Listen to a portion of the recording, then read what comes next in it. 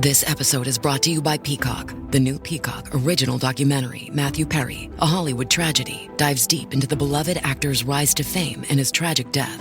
5 people, including Perry's personal assistant, 2 medical doctors, and an alleged Hollywood drug dealer known as the Ketamine Queen, were charged with conspiracy to illegally provide Perry with the ketamine. Explore the details of the case in this heartbreaking special, streaming now only on Peacock. Whether you're picking and grinning or just picking or just grinning, grab a drink, pull up a seat. It's time for Roots Music Rambler. Turn it up. So I think we need to start out with the story, your total fanboy experience, meeting Joy Alada-Kun. In retrospect, I'm almost embarrassed at how this whole thing went. One of the last times we talked a couple episodes ago, I told you that my birthday was coming up. That was in mid-January, and I was going to see Tom Segura, my favorite comedian, was coming to Louisville on Friday, and then Joy Alada-Kun, my favorite, musical artist, was coming to play Louisville on Monday, and they conveniently scheduled their tours to do my birthday weekend in Louisville. Thank you, Tom. Thank you, Joy. I'm sure they coordinated. I'm sure they did talked too. To each other for sure. Yeah, well, anyway. Well, I know now that Tom Segura doesn't know who the fuck I am, but Joy Alada-Kun does. So here's the scenario. Here's what happened. So on Friday, I'm literally like going home to get changed to go pick up the kids and go to Tom Segura. And I'm listening to WFPK. Laura Shine hosts the afternoon show. I've filled in for her on FPK a few times. She does the 3 to 6 drive time slot. And she said, Monday is Martin Luther King Day, and we are going to have a special treat. Joy Alada-Kun is going to come and be a guest DJ in the studio with me on Monday. And of course, that was the first time that I thought, I'm playing the fucking WFPK card. I'm going to go in and see Joy. I'm going to meet Joy. So I checked it out with the station. I said, look, I'll be professional. She's my favorite artist. I would be doing myself a disservice if I didn't just ask if I could come in and say hello. And they said, yes, you could come in and say hello. Don't worry about it. So not very many people could do that. I realize it's a privilege, but sure. I played the privilege card on that one. So I go in toward the end of her DJing shift on Monday, and I walk in the studio, and she turns and looks at me and goes, oh, yeah, the internet's wild. I feel like I already know you. And I was like, oh, my God. So, I didn't squee. I didn't pee myself. I was composed, but I was like, yes, I think feels like I know you too. Like I had no idea what to say, but she was so delightful and exactly what you would expect her to be if you've seen any of her videos or any of her interviews elsewhere. We're still trying to get her on the show. I'm still trying to work that angle. But anyway, she was absolutely delightful. We talked for 5-10 minutes. I shared a story with her about my daughter, told her about, I saw you at the Gorge with Tyler and you tore up the guitar and I fanboyed a little bit, but not to the point to where I made her uncomfortable. And as we were walking, I walked her out she had an Uber waiting on her. So I walked her out and she had a PR person or a tour manager with her. And the tour manager turns to me and says, do you have tickets for tonight? Can I put you on the list? I was like, oh, I bought like a bunch of them. So don't worry about me. I'm good. But they offered me tickets, which was really cool. And then I took the kids. Grant and Katie went with me to the show. I actually got a seat in the old fat person section and also the Americans with Disability section. There's a seating section there at Headliners, which is a standing room only place. So there's a few seats. And yes, I would have gotten up if someone with an actual disability would have come over, but there was an extra seat for me. So I got to sit down, but Grant and Katie were right in front of me and in between me and Joy during the show. So the pictures I took of Joy, Katie's head's in it. So it was just it was a fantastic show. She was unbelievable. She did a cover of Rocket Man and a bunch of other, it was a great show. And the fact that I got to meet her was like this icing on the cake thing. And the fact that she recognized me, like I literally came home that night and sat down on the edge of my bed and was just like, did that just happen? Like, that's crazy. That's just crazy. It was one of the best days ever. Aww, and so awesome. I got to meet Joy. I got to see her play. And that's the first time I'd seen her show. I've seen her at festivals or opening up for Tyler, out in the gorge. I'd never seen just Joy. And she came out and did a 45-minute acoustic set as her own opener. So it was 45 minutes of Joy acoustic, and then they took a break, and then the band came out. Wow. And she was just absolutely fantastic. And it was a full house of the headliners, which made me really proud. I would have been embarrassed if she'd come to Louisville and there were 20 people there. So it was a full house. It was a great night. The kids loved it. Katie was like, I want to be here when I grew up. And I was like, I'd love for you to be here when you grow up. That's so cool. Yeah, so it was cool. When she saw you at the station, like, did she know ahead of time that you were going to be there? Or did she just like see you not knowing you were going to be there and be like, hey, I know who this guy is? So I think she did know, because I messaged her on Instagram and said, hey, I actually fill in for Laura, who's going to be doing the DJ thing with you on Monday. I'm going to try to stop by. I didn't tell her I was coming. I just said, I'm going to try to stop by. Oh, gotcha. Because at that point I didn't know. But she hadn't responded to that, so I don't know if she saw it or not. I don't know how many Instagram DMs she gets. I'm sure it's a lot. But she has, like, when I was on my way out to the gorge, or when I think when I posted that I bought the tickets for her to come to Louisville on my birthday weekend, she actually, messaged back and said, happy early birthday. Like, she has interacted with me a couple of times, but I could tell when I turned the corner and she looked up and saw me. I mean, my beard is pretty recognizable, so you could tell she knew who I was, or at least was familiar with my face. And that made me feel really special. So if she was faking it, she did a great job, because I felt really special at that moment. It was great. That's awesome. Yeah. I was so happy for you. And I did share in the Instagram stories some of your pictures, or I forget, but I shared something and she liked them, on the Roots Music Rambler Instagram. So that was cool.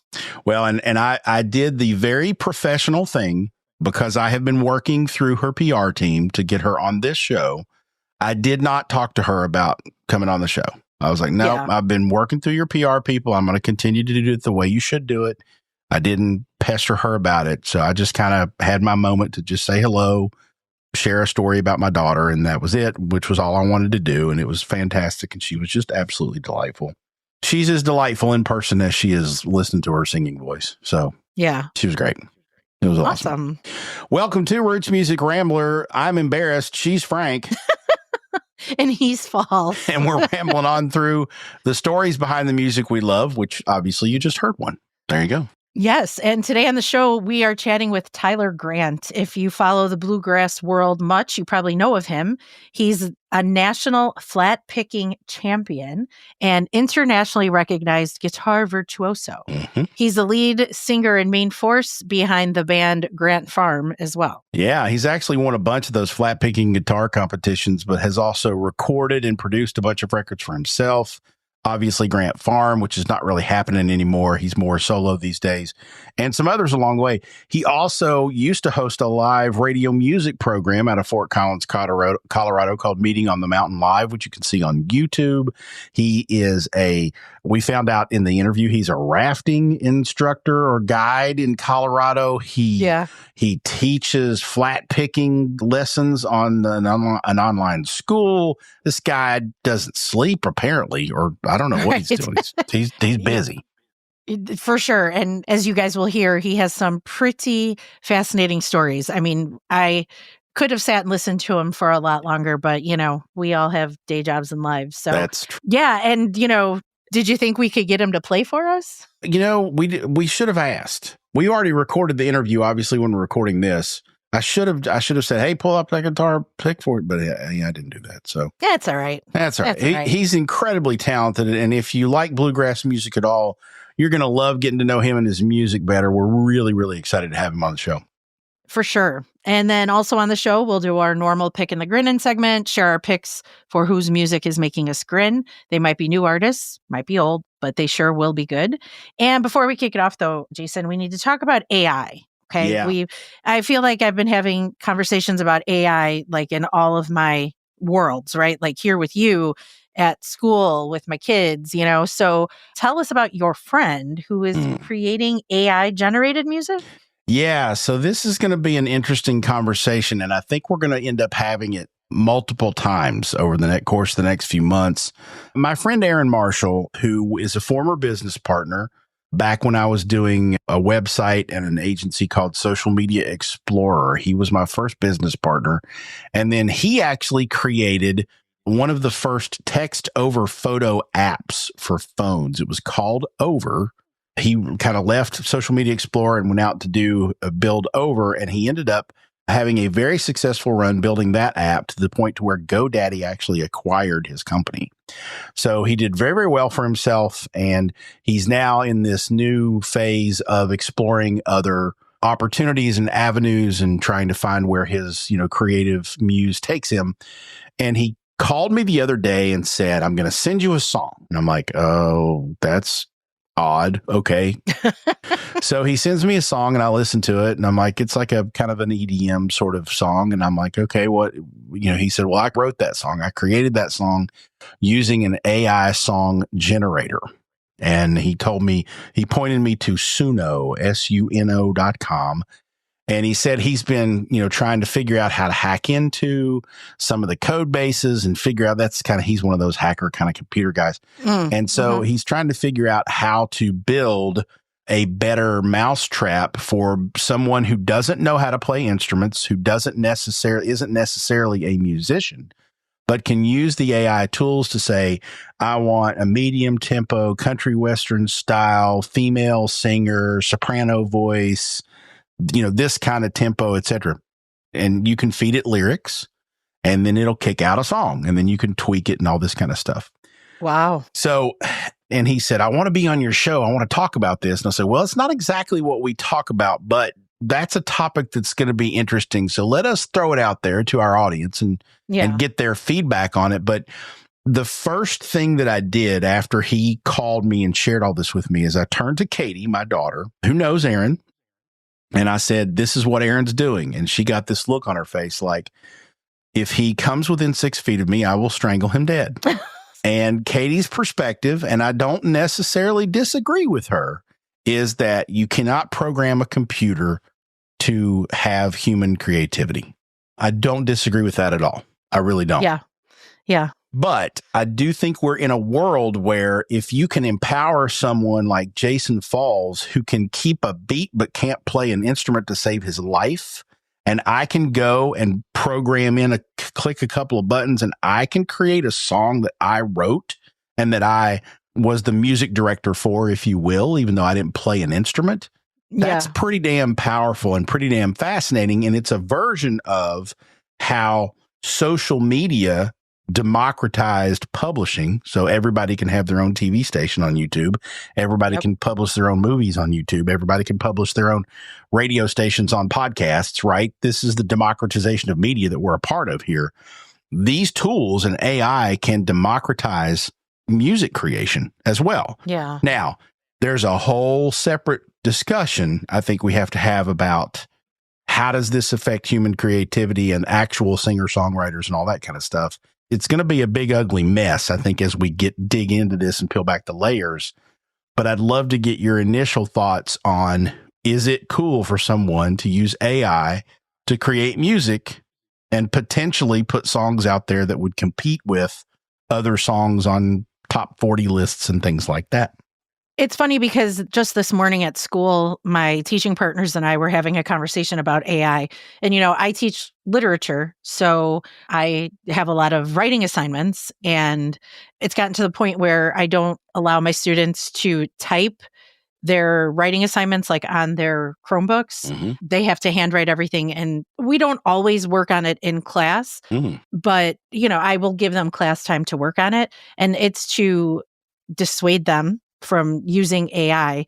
And there have been a couple of students that have used AI, and I caught it right away because it wasn't anything like other stuff that they'd written. Right. And so when I asked them about it, they fessed up right away. So in that regard, I'm not a big fan of AI. Is it the future? Well, yeah, of course, right? But I still think writing, critical thinking, all that good stuff is still a skill that humans need to have. Okay. Yeah. And my thought about that kind of, I think, crosses over to what you've just described with this music being generated by AI. Now, if it's someone that's kind of tinkering with it and just having a good time, having fun and experimenting, I see no harm in that. but to like quote unquote record music that is AI generated and then put it out there commercially and then make money off of it. I don't know.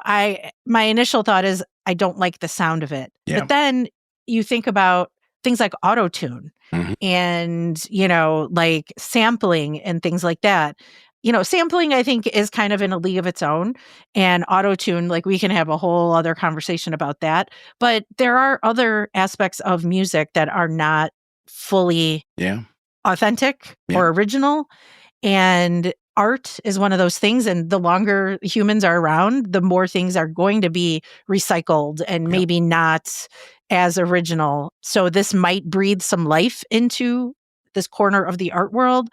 But whether or not I approve, I'll need some time to ponder that. But those are my initial thoughts. Well, and I appreciate that and don't necessarily disagree with you. I definitely feel like there is part of me that says, to each their own. If you can go create something that people want to hear using a computer, fine, go do that. And whether it's, drum machines or sound machines or, as you said, sampling and auto-tune and other computer, aids to musicians now, when you see, I remember there was a video, I saw a music video of that Justin Timberlake did not long ago. And he started out with, basically a little drum machine, a little sound machine, and he had different sound effects plugged into it. And he's just tapping the buttons with his fingers. He's not playing an instrument. He's just computer buttons. It's no different to that. To me, that's no different. True. And so, right. And that's what I meant with like auto-tune and stuff. Yeah. To draw a hard line and say, no, that's not real music, I think is unfair, because I think it definitely is. But now, how do I feel about someone creating an album and putting it up on Spotify and they're commercially monetizing what they're doing? You know what? If they've got if there's an audience out there for it, go for it. But when you start to get into the conversation about how does it compare to someone who is an artist who sat down and plays an instrument and wrote their own song, wrote their own music and whatnot, you're going to have a hard time convincing me those are the same thing. That's a very different thing. And I kind of agree with Katie that, you can't program creativity from a human brain into a computer. You're going to have some, I don't know, it's a weird subject to get into, but I think we're going to have to get into it a little bit more on this show.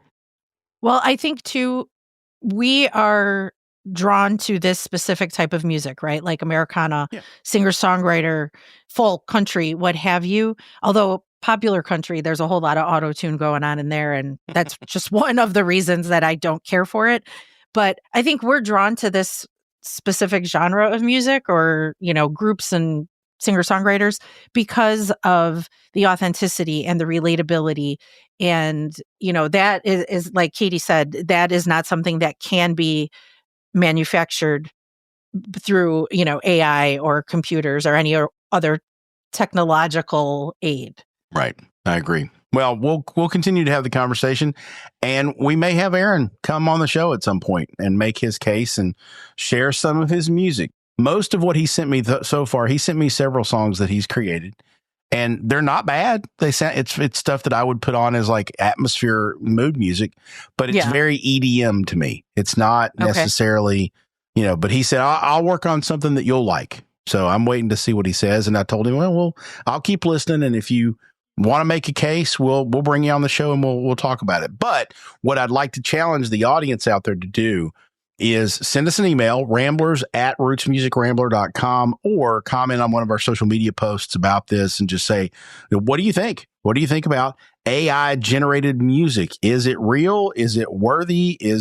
Does it compare? We'd love to hear your thoughts. Is there a place for it? Yeah, is there a place for it? We'll continue to have the conversation as things evolve and see where it takes us. Who knows? I might even sign up for a Suno.com account and see what I can do. Who knows? Yeah, I wrote that down. I was taking notes as you were talking. I wrote that down. I'll check it out. It'll be fun. We'll check it out. Well, it's time for a refill, so we're going to take a quick break, take a moment, if you will, and listen to more about the awesome sponsors that help make this show happen. When we come back, multiple award-winning flat picker and bluegrass voice and virtuoso Tyler Grant joins us.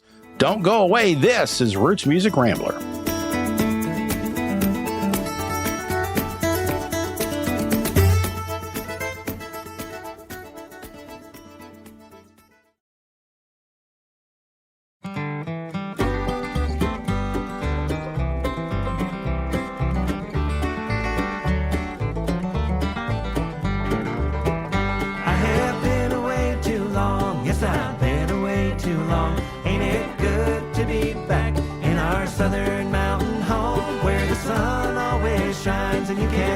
time unwind, singing all the family songs. Lord, I've been away too long. Come on in and have a taste of what this life was like for me. There's fresh cornbread in the kitchen and there's oranges on the tree. Gathered round the old oak table with our friends and family. Lord, this distance and the time has made me see that I have been away too long. Yes, I've been away too long. Ain't it good to be back in our southern mountain home, where the sun always shines and you can feel the time unwind, singing all the family songs. Lord, I've been away too long.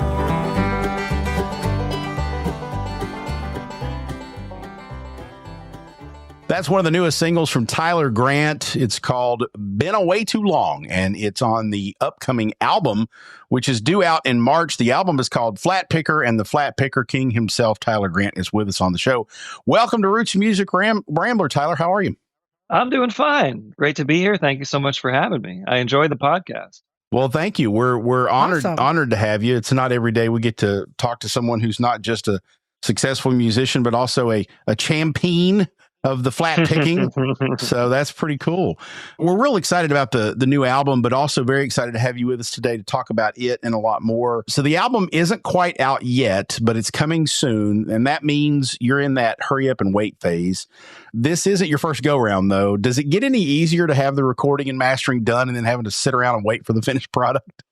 Oh, man. Well, there is not a whole lot of sitting around and waiting going on here.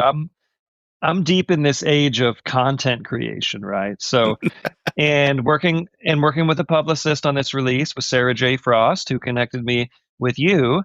Thank you, Sarah. And we have a plan. We've been rolling out singles. There's been 2 singles already released. There will be a 3rd single in about a month. So this is all, leading up to the album release March 28th. And I am an industrious, ambitious kind of flat picker. I don't just sit around and let grass grow under my feet. We filmed with the band from the album. We filmed some live videos of the singles and some other songs from the album, and been releasing those kind of following up on the single releases. So I've organized those and got those together. And the first one went really well for Been Away Too Long. And the live video turned out great. We filmed at the Planet Bluegrass in Lyons, Colorado, where they have a Rocky Grass Festival, beautiful festival grounds with a creek going by, the St. Vrain River, and limestone cliffs, and it's beautiful. So the latest single just was released last Friday, and this is a historical song about the Goat Canyon Trestle.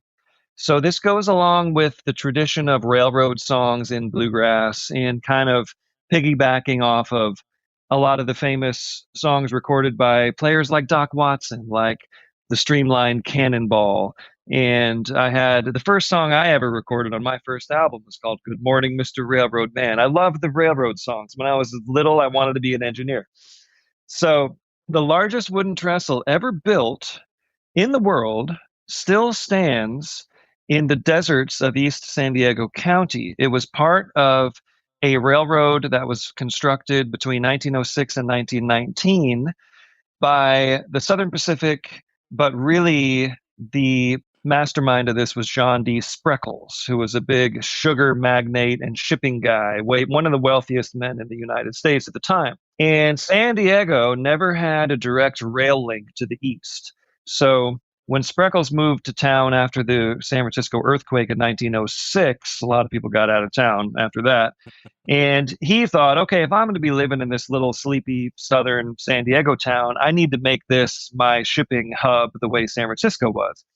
So they set out to build this railroad. It was called the Impossible Railroad because it navigates the deserts of East San Diego County that are very inhospitable terrain, a lot of steep grades, and there's 69 miles of this line. Was called the Desert Line.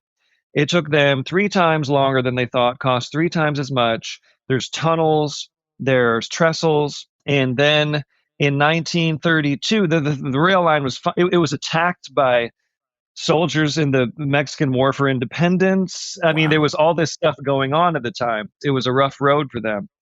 So 1932, one of the tunnels collapsed from an earthquake. So Spreckles was long gone by then. His heirs had gone bankrupt trying to maintain this impossible railroad. And they sold it off, and the Southern Pacific went ahead and built this trestle to replace the fallen tunnel.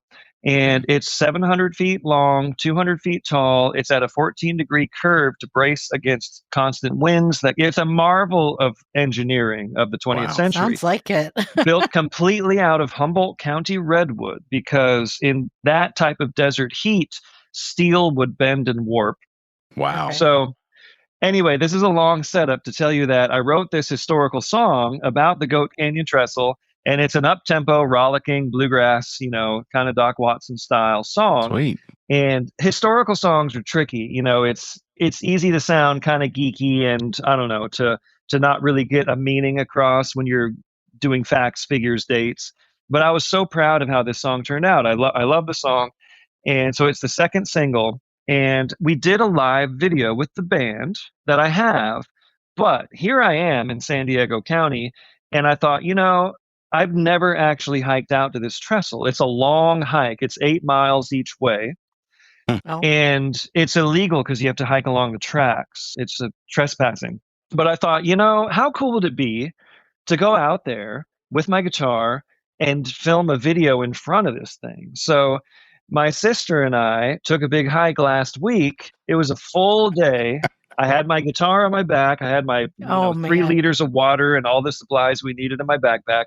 And she was carrying, my wardrobe, my jeans and my clothes to put on, and her camera and all the recording gear. And so we hiked out there and got this amazing footage. It was this perfect day, beautiful conditions. And we filmed a bunch of video clips. And this is a well-documented site. There's lots of people who have done their YouTube videos about it. And so I went digging through the YouTube videos and contacting people to try to acquire their drone footage. I don't have a drone. So I got drone footage of the site. And so tonight I'm going to stay up all night editing this video to release as a follow-up to the single. So I'm always scheming and always, trying to make the most of this situation. And so anyway, long answer to your question there. There's not really any lack of activity. There's not a whole lot of hurrying up and waiting going on here. Two things I'll say in response to that. Number one, yes, we will link to the video in the show notes so people can easily see your finished product, because we record this far enough ahead of time. It'll be out by the time this thing posts. So that's number one. And number two, I think this might be the first instance of someone admitting to committing a crime on our podcast. So that's cool. We don't condone that. No. Okay. Let's put that out there. Let's just call it a civil infraction. Okay. Okay. Yeah. It's a misdemeanor. It's a misdemeanor. Sure. We're arguing. It's all good. But that whole story is so fascinating. And, part of like the spirit of Roots Music Rambler, like that is true roots of a song, right? And you're able to pinpoint the exact spot, and you have all this personal history in the area too. To me, that is absolutely fascinating. And I'm going to have to put that on my travel list now. Yeah. And my 11-year-old son is an engineering fanatic. Like he already has it in his head that he wants to be a mechanical engineer, and he gets really excited. I bet you he's seen those YouTube videos that you've talked about. So he would just love to hear that too. So that's exciting. And so the album, like Jason said, is called Flatpicker, which implies it most certainly is a bluegrass album. So you told us a lot about the latest single. So what about the other songs on the album, and how did they all come together? Yeah. Well, so flatpicking is the basis of my guitar practice. I play lots of different styles. I grew up playing rock and roll, and I play folk and classical guitar and a little bit of jazz and things like that. So I'm a pretty broad spectrum guitarist, but all that I practice is the flatpicking style because it's the hardest one to play and the most athletic. And since the pandemic, my life has changed drastically. I used to be on the road all the time, touring with my band. The pandemic killed that, and I got into river guiding of all things. So this is going to take another tangent here in a moment. I'll explain that. We're all about the stories. But I have always been into the outdoors and adventurous. And I've spent so much time in the wilderness these last 5 years that started to permeate my music and what I'm playing. And so you would think that this album title is an admission of my obsession with guitar, and it is, but it's actually kind of drawing attention to the fact that wherever I go, no matter what I'm doing, the guitar is part of my lifestyle. So I'll be out rowing rivers and going through the rapids and setting up camp. And at some point, I'm going to get that guitar out and play because it's part of my religion. It's part of my daily practice. It's part of how I like to stay in shape. So it's a constant in my life. I'm not as obsessed with it as some. I see these young players, just really, really taking off and blowing way, way past me. But I try to show up with a certain amount of class and style and seasoning in my playing because I've been at it for a while. And you have to practice that thing every day to be able to play the fast, flashy flat picking and to stay relevant in this scene. So that kind of stuff is featured on the album. There's plenty of guitar, plenty of good flat picking stuff. But there's also stories of places that I've visited on my adventures and places that I've traveled to that inspired a lot of the songs. And these songs were written in the last 3 or 4 years over this span of time that I've been in the wilderness quite a bit. I did a tour of India with a band called the Bluegrass Journeymen, and I've been away quite a bit. So with this wanderlust, adventure, travel, time in the wilderness comes this urge to go back home.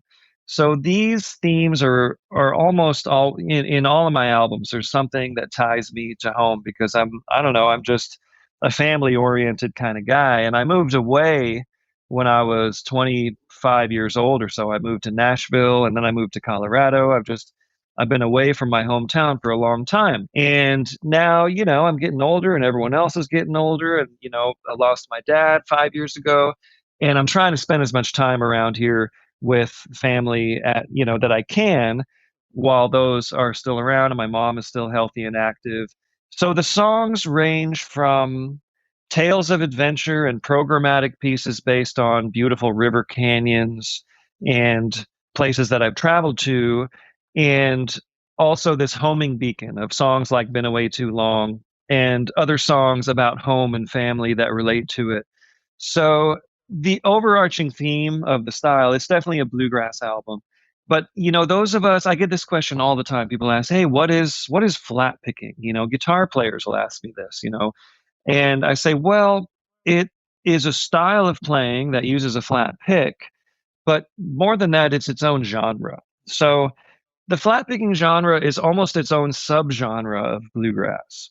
So I'm also trying to draw attention to that fact that this is a specialized thing that guitar players present that falls into the bluegrass category, but is a little bit more genre specific and brings it back around to this style of guitar that was laid down by great players like Doc Watson and Don Reno and even early country players like Hank Snow and old time recording artists like Nick Lucas, who did Tiptoe Through the Tulips and songs like that.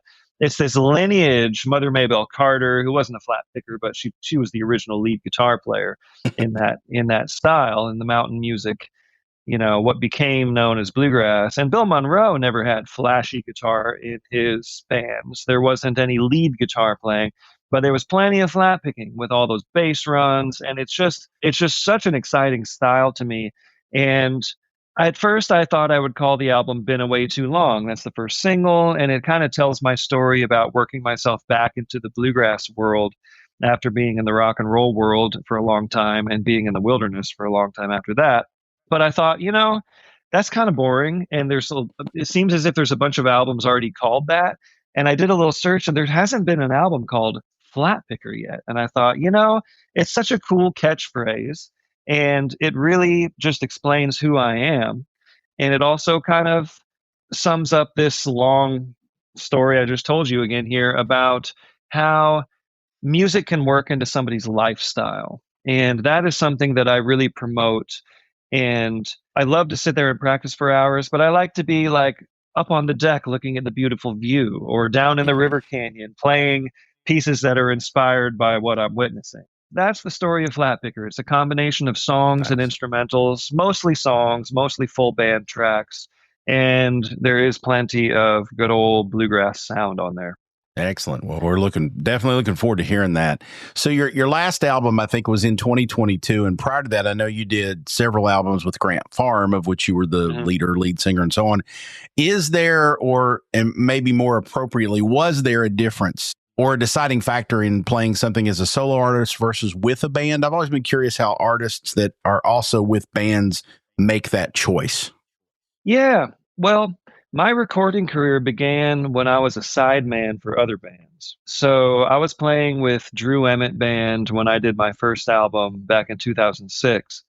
And that evolved into the Emmett Nurshi Band. And both of these bands recorded, and I played on their albums.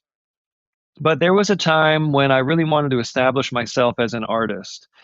And I wasn't expecting this thing to go platinum or win Grammys. I just wanted to put something out. Yeah. You know, so many artists, that Gillian Welch song, everything is free now. That's what they say.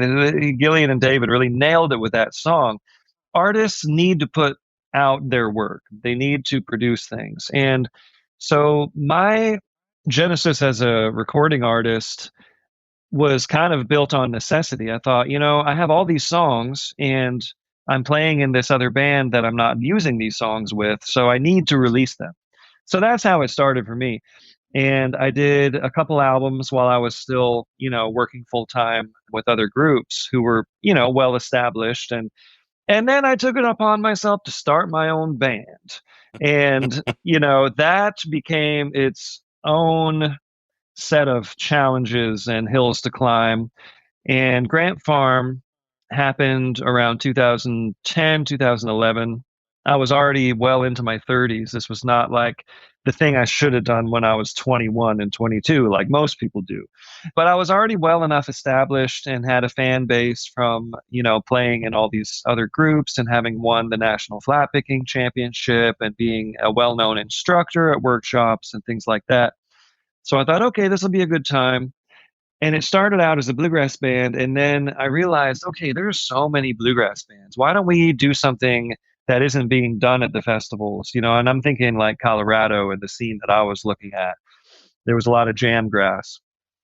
And I thought, well, why don't we just take this in a more like rock and roll cosmic Americana direction? So that's what Grant Farm evolved into. And I never had the intention of it being my band. I just called it Grant Farm because I thought it was really funny. It rhymed with Ant Farm. And and I was the only constant. There's a little ant on the logo. A lot of folks don't notice that. I was the only constant in the beginning. The band evolved. And then around 2014, 2015, we became a solid four-piece. Ace Engfer, Kevin McHugh, Sean McCauley, and me. And we decided, like, okay, this is going to be it. We're a collective. And Grant Farm is our band name, but it's by no means my band. So that was the thing I always wanted. I always wanted to have a band, like the Beatles, like the Byrds, where everybody contributes, and that's how it worked out. We all pitched in on songwriting. We all pitched in on the vocals and all the things, the arranging. We dug really deep into that. But that was completely non-bluegrass. So my division between solo albums and Grant Farm albums became like, okay, just like it was when I was a sideman in other groups, I have all this acoustic music I want to record. So I'm going to do that on my own and not necessarily tour behind that. We were touring with Grant Farm, pushing those albums really hard. And then, like I said, the pandemic killed all that. And I decided to do an album of rock and Americana on my own, because I hadn't done that as a solo artist. So that was my last release, 2022, trying to have a good time. And that went fine, but I was in the wilderness most of the time, and I didn't really have a band to play those songs and tour behind it. So I only did a handful of gigs. And then, last year I got inspired, and this is also related to the launching of my online guitar school through ArtistWorks Flatpicking Academy. And I thought, I really need to get back involved in the bluegrass scene on a higher level than I have been lately. So that it was almost a practical. I had the songs, I had the inspiration to release this album and record it, but it was also a practical mindset about it's time to, again, just like I did back in 2006 with my first album, just reestablish who I am in this genre and who I am in this acoustic music bluegrass industry. That's what inspired this record. But I think that's probably the case for most artists. When they record solo albums, it's because they feel like they have to get that music out there and they don't have the outlet to do it with the band they're playing in. That makes sense. That really makes sense. And so adding to all the other things that you have going on, right? Your music, the awards you've won, the competitions for flat picking, and the online instruction, the online school, you somehow still find time to host a radio show.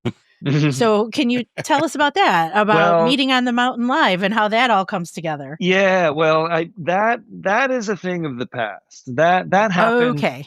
That happened for several years, and it was unsustainable. It turned out to be unsustainable. It was too much work, and it wasn't really. I was so proud of how it turned out. We did 11 episodes of the Meeting on the Mountain Live broadcast, and it existed. They all still exist on YouTube, on the Meeting on the Mountain YouTube channel. And I still maintain that trademark. I have the federal trademark for that live broadcast show, Meeting on the Mountain. And I might still do that again someday. And at the time, that started in 2015, and it was inspired by an EP that we did with Fruition, the Meeting on the Mountain EP, and worked together with Jay Cobb Anderson from that group to write that song, Meet Me on the Mountain. And it's to this day the biggest hit I've ever been involved with as a co-writer and, contributor to the recording. So we thought this is a really cool theme to get behind, and touring kind of sucks. Maybe we can find something we can do in town that might evolve into something, not unlike E-Town or, shows like that maybe someday we could just not have to travel all the time anymore and do this thing in our neighborhood. But it sure taught me a lot. It taught me how to host, how to do interviews, how to line up sponsorships, how to wrangle a bunch of musicians on a live show with tight time constraints, in 1 hour's time. And every one of those episodes just turned out so magical. But by the end, I just got tired of the day-to-day of lining up sponsors and all the arranging and coordinating of the thing. And I'm really glad we did it. And I might do it again someday. But no, there would be absolutely no time currently for me to run something like that. I was going to say, we have day jobs and do this, and that's more than enough. So I can't imagine throwing that into your schedule. Let's listen to another new single from the forthcoming album, Flatpickers, as we go to break. When we come back, we want to dig into the journey that brought Tyler Grant to prominence in the music world. He told us all about Goat Canyon Trestle, so why not? Here's Goat Canyon Trestle. Don't go away. This is Roots Music Rambler.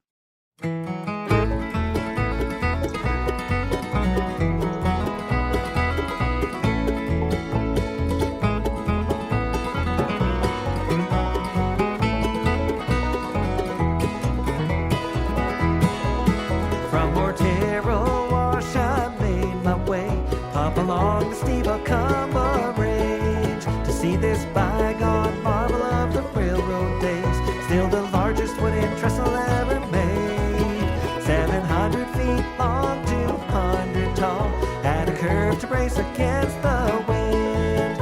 Now 90 years have gone, and so have all the dreams these rails will ever run again. On the San Diego in Arizona, eastern desert line. Impossible, they say, but they built it anyway. Steel rails long lost in time.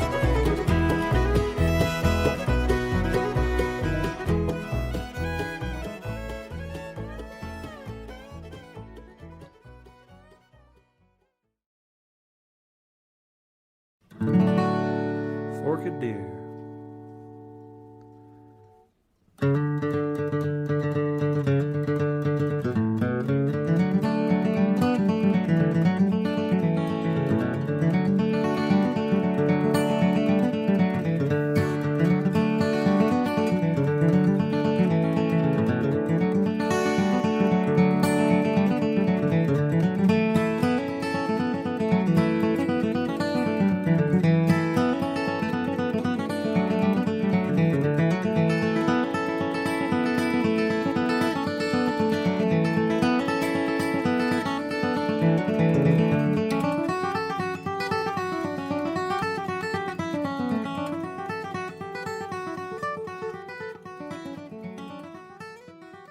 That's Forked Deer from Tyler Grant. That's an older cut from the multiple-time flat-picking champion, which you can certainly hear that talent there.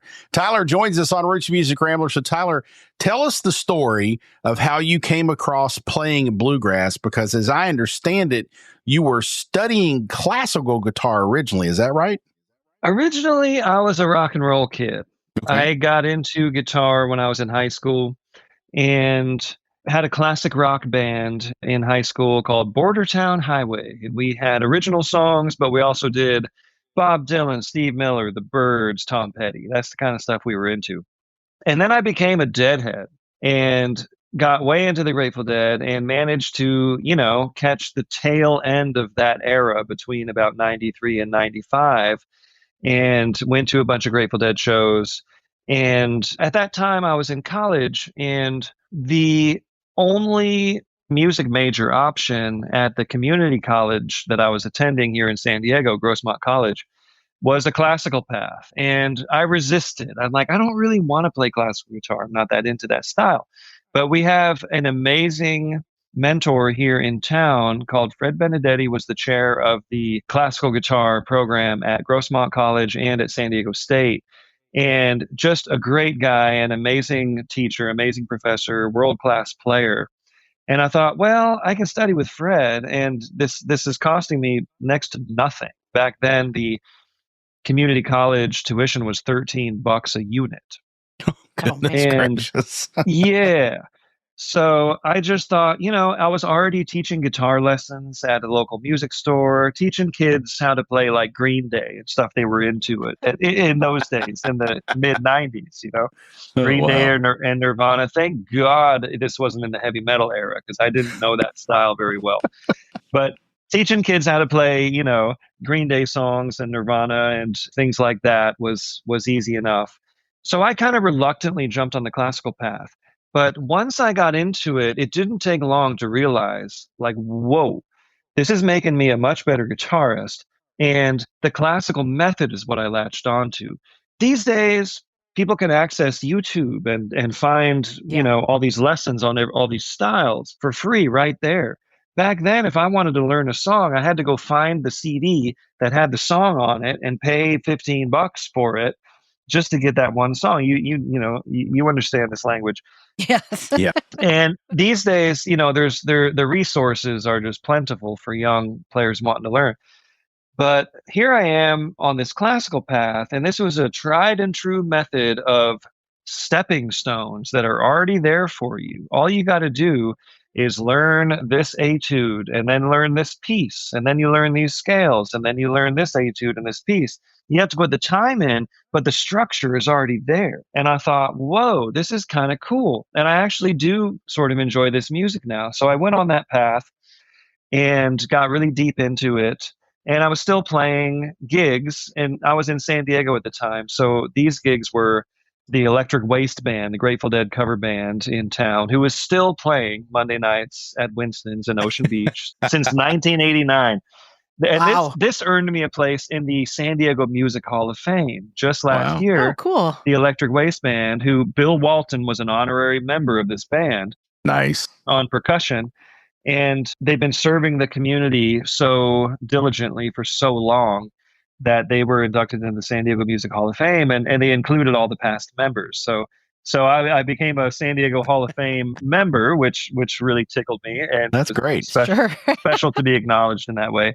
And then there's reggae bands and funk bands. There was no, there was bluegrass happening around here, but not among the young people or at the venues. It was the San Diego Bluegrass Society was here. And that's how I learned to play, just going to their, every second Tuesday of the month, there was a jam at the Fuddruckers Burger Joint and an open mic and things like that, and a bunch of old timers players. And I was this hippie kid showing up who could play, but I didn't know that style at all.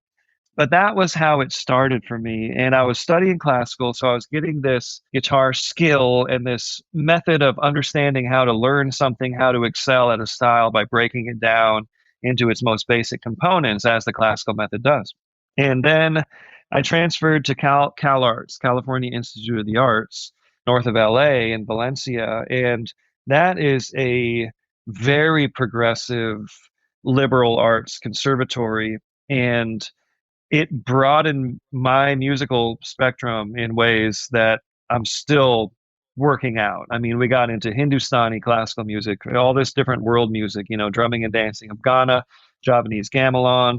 Studied with amazing professors there, Miroslav Tadic, who was from Serbia and taught us flamenco and bossa nova and all of this Macedonian and Serbian folk music that all the guitar players would jam on these cool, Balkan folk tunes, and got into free jazz and studied, jazz with Charlie Hayden and Larry Coons and people like that at CalArts.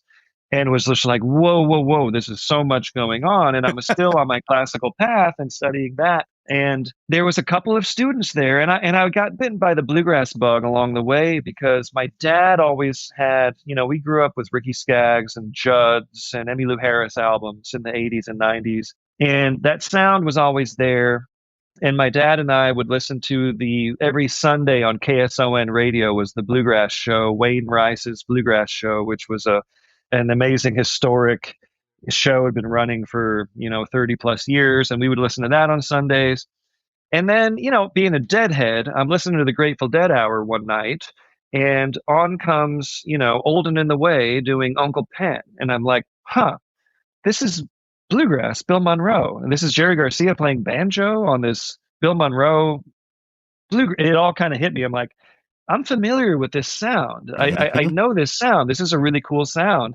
And what I love about it is it takes me outside. It takes me to the places I want to be. It takes me to the mountaintop, where jazz takes me to a lounge, or in those days, the jazz took me to the classroom, which is not how you want to approach playing jazz, but that's how it happened at my college.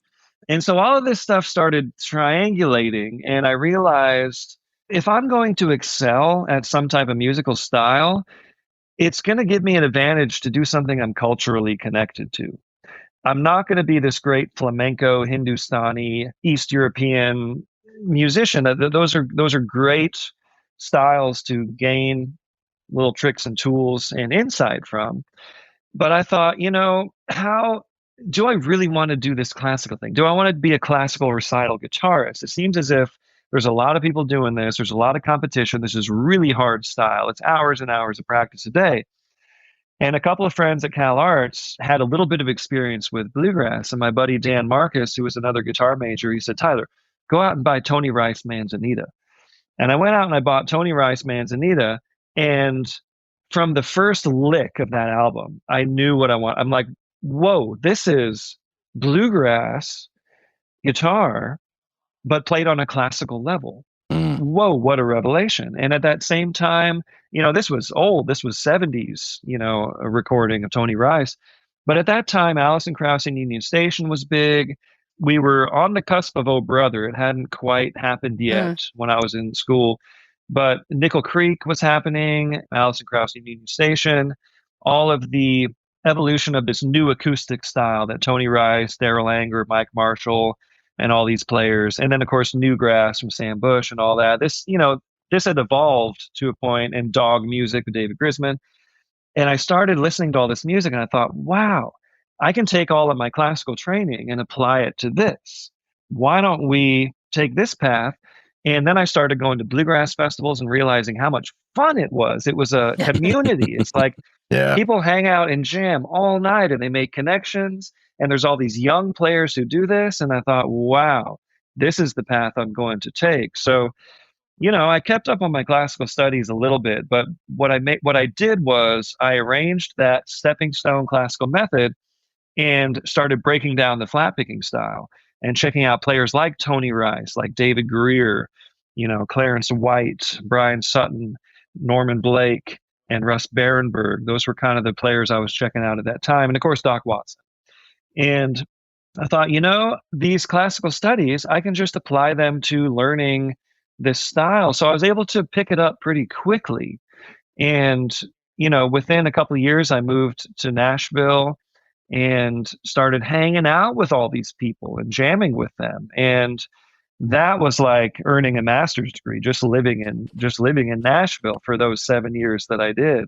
So that's kind of how it all happened. And today that has served me quite well because in my teaching method, I'm very, very practical, and I arrange this stepping stone method like the classical method, Nice. but with this expertise of flat picking and bluegrass style. So that's another thing that I feel like I can offer on a much higher level from having taken that classical road as far as I did. For sure. And your stories, just the few details that you've shared with us are fascinating. I would love to hear more about the traveling and, the inspiration, like the exact spots that you gained such inspiration to write songs and write music. Mhm. But for now, you talked about your community college experience, classical guitar. How about before then? Like, what first got you into music, and when and how did that start? Was there anyone or anything that inspired you?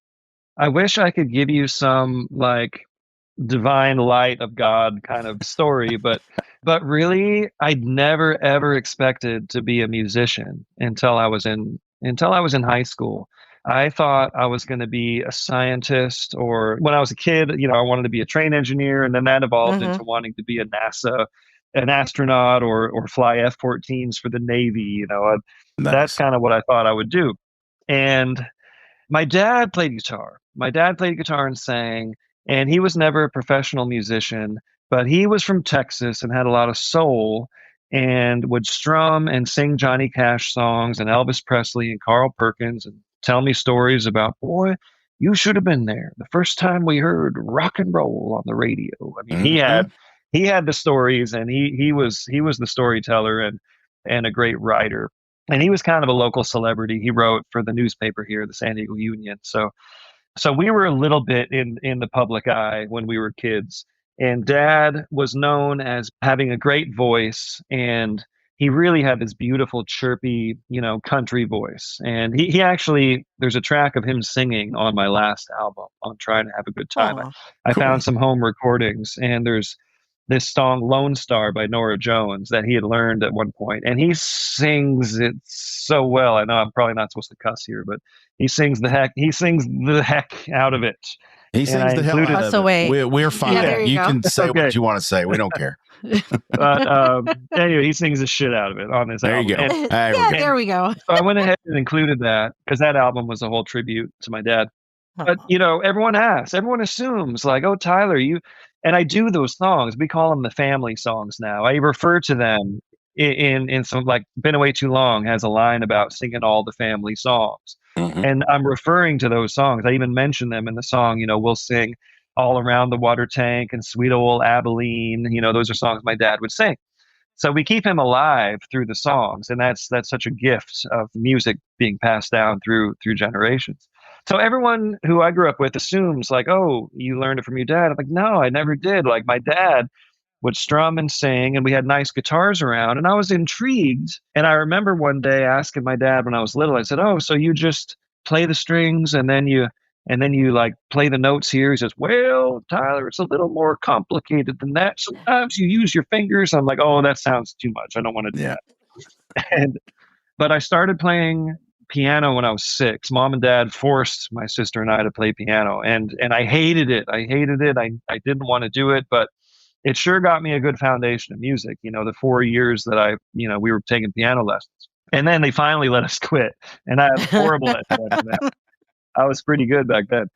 but that just wasn't doing it for me. And then in high school, I was doing high school sports. I wasn't really athletic, but like the high school sports thing would just turn me off. I wanted to play football, but I didn't. I wanted to actually hold a football and throw it and catch it. And like they weren't doing any of that at football practice. I thought they wanted to put me on the line and we're going to the weight room at 5 a.m. before school. I'm like, I really don't want to do this. This is kind of military. And my mom one day said, "Hey, Tyler, why don't you take guitar lessons? Your friend Robin is taking lessons. It'll give you something to do after school." So that's how it started. So 2 other best friends and I, we all rode down to Allen's Music in La Mesa, California, and had our first guitar lesson with the guitar instructor there. And that was it. Wow. After he taught me Purple Haze, and he taught me, blue. He says, "Oh, if you're going to learn rock and roll, you need to know blues." I'm like, "Oh, I've never listened to blues. Okay, let's." And it's kind of like when, I don't know if either of you have had this experience, but when I started playing an instrument like guitar, all of a sudden I heard Led Zeppelin and I heard the Allman Brothers and Jimi Hendrix. That music never did anything for me before that. But once I started playing guitar, I'm like, whoa, I love this music, So I ate up all the Led Zeppelin albums, all the Jimi Hendrix albums, got into the Allman Brothers, all that stuff that had always sort of eluded me. And I felt like I was part of it. So the bug bit me pretty fast. Within a year of, by the end of my freshman year of high school, I knew that I was going to play music. And I was shocked and surprised by that. Yeah. Interesting. Cool. Let's bring it back full circle to 2025. The album drops in March. What can we expect in terms of tours, live shows, other projects, etc.? Well, there's a lot going on, and you know me well enough by now to know that I have long answers for things. People ask me this question, and I have to do a lot of explaining because I'm really spread out. I am not like touring full time with a band, but I'm lining up shows and trying to be real strategic about it. We have a album release show in Denver at Swallow Hill Music on March 22nd, lining up a Boulder album release show at E-Town Hall April 18th. And then I play with other groups. I have a project called Pickin on the Dead, and we play every year at Winter Wondergrass Festival. This is an outdoor festival in Steamboat Springs. And this was never meant to be a real band. It was started around the festival, and we play the Dead songs with a core 4 players, but then we wrangle all these festival pickers. Like Billy Strings has played with us, Lindsay Lou, members of the String Dusters and Green Sky, and all these, artists who played at the festival. Yep. Part of my job is wrangling them. Like, hey, come pick on the Dead, come pick some on our little set here. But now we're doing like main stage sets with that band. We become a headliner at that festival. So we've got that in March. Nice. And then we're booking a couple other dates for Picking on the Dead. And I also play with Billy Failing, who's the banjo player from Billy Strings Band. Mm-hmm. Oh. So Billy is a friend of mine, Billy Failing. He lives in Colorado and does shows with his group. So we have a little run of shows in March in Colorado. And then I do workshops. I have a couple of summer music camps that I'm teaching at Rocky Grass Academy. And I have a bluegrass music set at Rocky Grass Festival.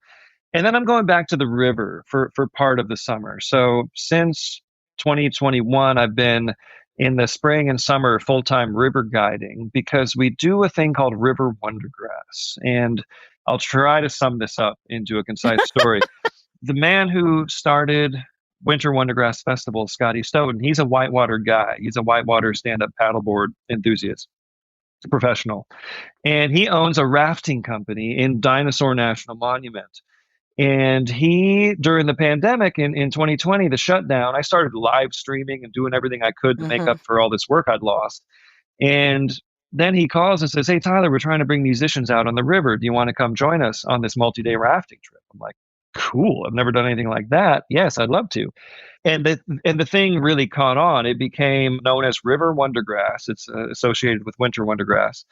And I was one of the original musicians at this event, and I loved it so much that I became a river guide. So now I'm one of the senior guides at Adrift Dinosaur. This was a full midlife pivot. I'd never rowed a boat through any rapids until I was 44 years old. Nice. So it got me into outdoor leadership and entertaining people out in these river canyons. So that's a combination of things that I do. And I've been able to be out there, performing with some of my favorite musicians like Billy Failing, like Laurie Lewis, Torrin Daniels from the Kitchen Dwellers, Lindsay Lou, and we do a Pickin' on the Dead launch every year. So I'm going to be doing a bunch of multi-day river launches for that. I'm going to be producing an album for a young Colorado band called Tonewood. I've kind of like found myself in this niche as a sort of a mentor and sort of an elder statesman in the scene. So I do my share of producing and educating along with performing. And this is a year that I'm kind of just putting the feelers out there where like I would actually like to get on the road again. I've been away from it for long enough that I'm refreshed. I have a healthier perspective. I quit drinking 4 years ago. It was to be a good time. This would be a good time to get back on the road. I just don't have the infrastructure yet to do that. So I am kind of putting these little pieces together, and I'm busy as heck. I mean, I'm gigging every week, but it's a long story. It's this band or me doing bluegrass or me doing a solo thing or me doing Pickin' on the Dead, etc. So it's all at the website, tylergrant.com. That's the best way to keep up. And that was going to be my question. I was going to say, with all of these projects and river guiding and all this other stuff that you have going on, is there one spot where people can kind of follow you, subscribe, whatever? So tylergrant.com, you say, is the best place for that. Correct. Okay, awesome. And I'm very active on the socials. I mean, I post that stuff daily on the Instagram and the Facebook. And I do these play along bluegrass jams. This is another thing that I try to do weekly when I'm in range. The Monday night play along bluegrass jam. So that's another thing you'll find out information on the website and links to that. Awesome stuff. We'll make sure there are links in the show notes at rootsmusicrambler.com. The new album coming in March is Flatpicker Tyler Grant. Thank you so much for spending some time with us. Really fun to have you on the show. You got way too much shit going on, but we love telling people about it. For sure. Awesome. Well, it was a privilege and an honor to be here. Thank you so much for hosting me. Hey, let's listen to one more Tyler Grant song as we go to break. I love this cut from his Earth and Wood album. Last Day on the Job will take us to break. Don't go away, folks. The Pickin' the Grinnin segment's coming up. This is Roots Music Rambler.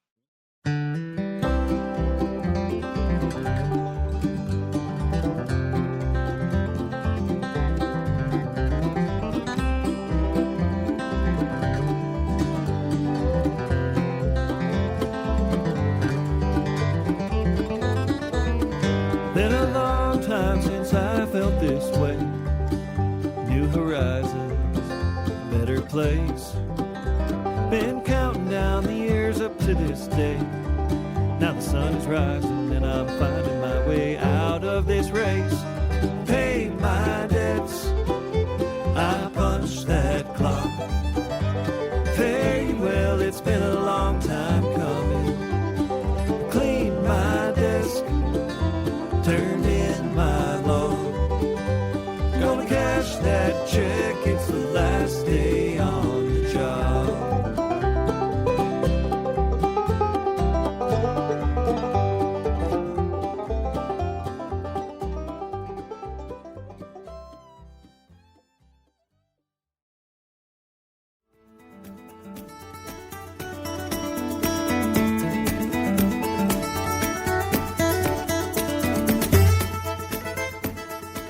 Welcome back to Roots Music Rambler. How about that Tyler Grant? Flatpicker is the name of the album. Links are in the show notes. Check all that out. It's going to be fun. All right, it's time for our Pickin' the Grinnin segment. This is where Frank and I share our picks that are making us grin this week. Might be old music or artists, might be new music or artists, might be songs, might be albums, might be just something we saw or heard, but it sure will be good. So, Pickin' the Grinnin this week. Frank, what you got? So my pick is a singer-songwriter that I saw for the first time. As we're recording this, it was just like a week and a half ago.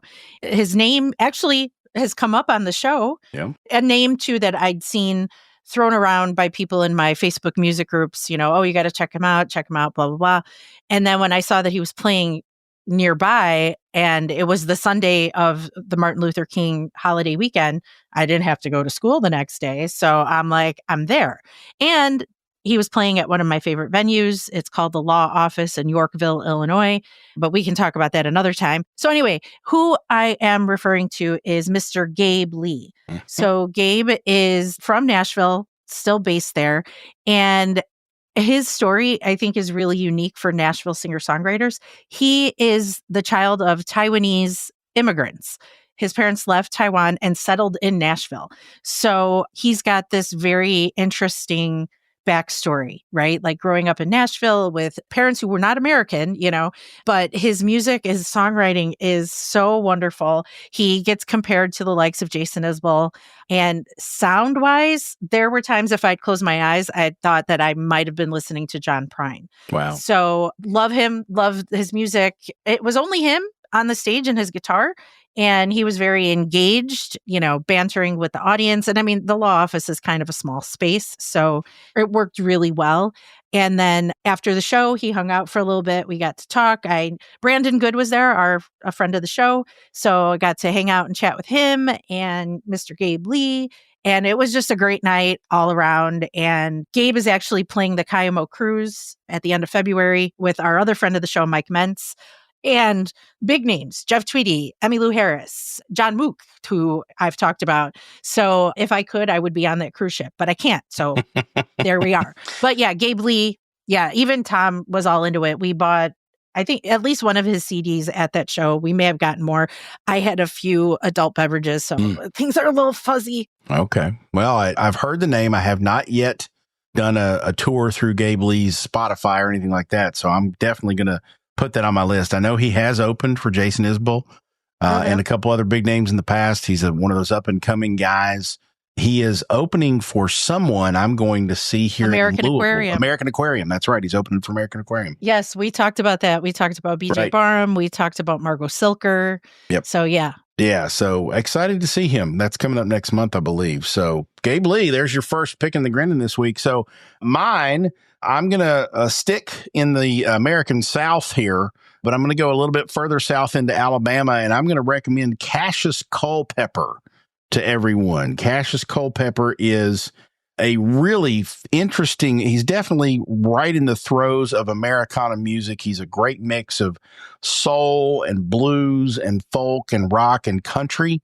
He has an amazing kind of one of those gruff, almost baritone voices like a good old Mississippi blues singer would have, but he's got really good rock melodies and really good, interesting lyrics and very powerful voice. And I was driving to a client thing early in the morning the other day, and I was listening to WFPK. Shout out to Mel Fisher, the morning show host. Mel hosts the morning show on FPK, and she said, I'm going to play this Alabama artist for you named Cassius Culpepper, and I'd never heard of him. And like 3, notes into the song, I'm like, oh, yes. Yes. And the last person that happened with was Kimmy Bitter. Well, okay. First 3 words out of her mouth, and I'm like, I'm sold. And it's the same thing happened with this Cassius Culpepper kid. So Cassius Culpepper, and the first name is not like Cassius Clay. It's Kashus. Cassius Culpepper. Check him out. We'll have links in our show notes, of course. So that's my pick in the Grinnin this week. Awesome. Yeah. I know the name. I haven't really paid too much attention to his music. I want to say he played Fitzgerald's not too long ago. I think I saw like posters up in there. But okay, on my list. Good stuff. He's a Navy veteran too. So got nice. a little something in common with a little Sturgill Simpson there. So, there we go. All sorts of indicators that this guy might be pretty damn good. So go check him out. All right. Gabe Lee and Cassius Culpepper are your picks. Picking the Grinnin this week. And Frank and I are both sick, so we're going to bed now. So we'll go hit the NyQuil. We'll catch you on the flip side. Roots Music Rambler is a production of Falls and Partners, copyright 2025, editing and technical production by Resonate Recordings. Our theme music is Sheepskin and Beeswax by Gentacorum. Join us online at rootsmusicrambler.com and make sure you mash that subscribe or follow button so you remember to join us for the next Hoe-Down and Throwdown. She's Frank. He's Falls. And whatever you do, kids, ramble on.